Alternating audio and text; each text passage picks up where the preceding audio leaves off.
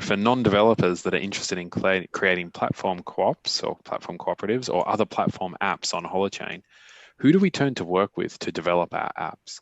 What can be done to make sure non-Holochain based apps in the process of being developed can be more easily ported to Holochain? So a couple of questions there, Art.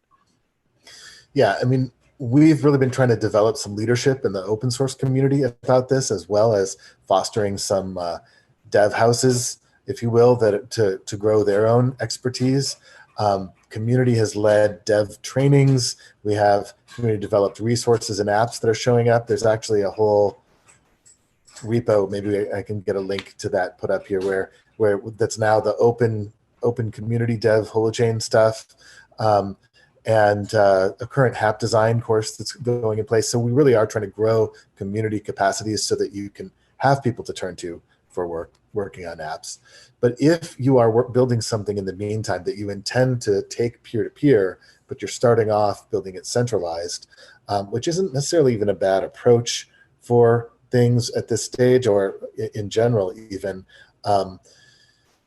the strategy that works well for Holochain is to use a document-based database, not a SQL-type database, something like a MongoDB, ideally with content hashes as the keys. So you get used to actually using hashes for retrieving your data, which is how it's structured on the DHT in Holochain.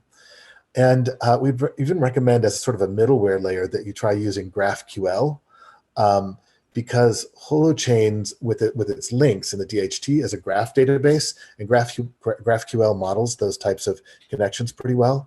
And so if you take that kind of approach where you use kind of a GraphQL middle layer to talk to the back end, then you should be able to reuse your front end code to a large degree. I mean, there's very little change that would have to happen on the front end, which is where a lot of development energy goes, just to be able to connect it up with Holochain as the backend, as a decentralized backend.